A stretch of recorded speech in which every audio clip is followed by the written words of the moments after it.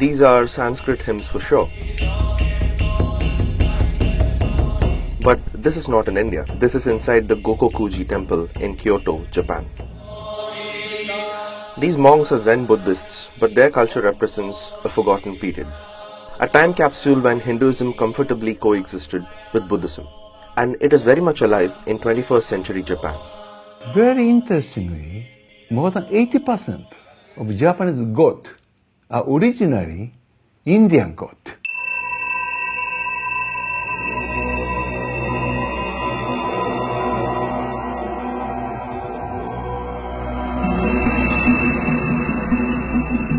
Hinduism is one of the 4 major religions of the world by population, and in Japan there are about 4,000 registered Hindu followers.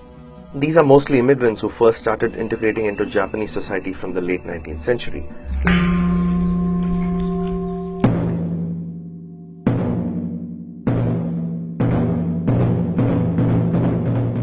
What seems to be hidden in plain sight are the Hindu gods being worshipped under aliases. Take for example the Shichi-Fukujin, or the 7 gods of fortune believed to bring good luck. 3 of them come from Hindu mythology. This one, holding the stringed instrument called Benzai Tansama, is actually Saraswati, the Hindu goddess of knowledge. Always surrounded by water in Japanese culture, she is the patron saint of the arts. This fierce warrior-like person is Bishamonten, derived from the Sanskrit Vaisravana, which refers to Kubera, the god of wealth. In Japan though, he brings good fortune during war and battle. And this is Daikokutan, a sort of mix between Shiva and a Shinto deity who brings prosperity in commerce. That's not all.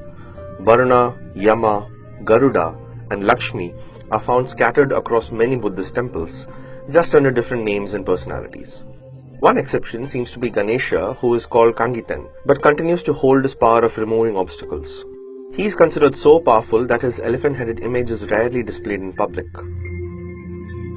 Much of this influence is said to have been brought by Bodhisena, an 8th century Buddhist monk who was born in Madurai and spent many years traveling in China and Southeast Asia before finally landing up in Japan. He also brought with him an early script used to write Sanskrit. It's called Siddham, which gave birth to the Assamese, Bengali and Tibetan alphabets and is still in use by the Japanese priests to recite their prayers.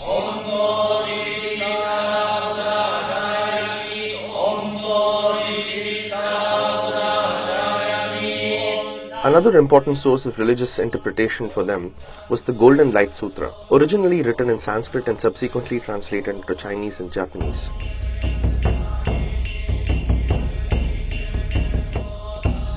For a majority of the Japanese people though, much of these origins remain invisible.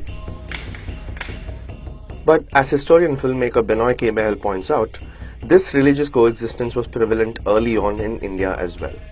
Some of the earliest Buddhist structures found in India, including the Sanchi Stupa and Bhaja caves, prominently depict Hindu deities such as Gajalakshmi, Indra and Surya. Modern-day Indian Buddhism though has shed most of this historical baggage or has undergone a rebirth of sorts.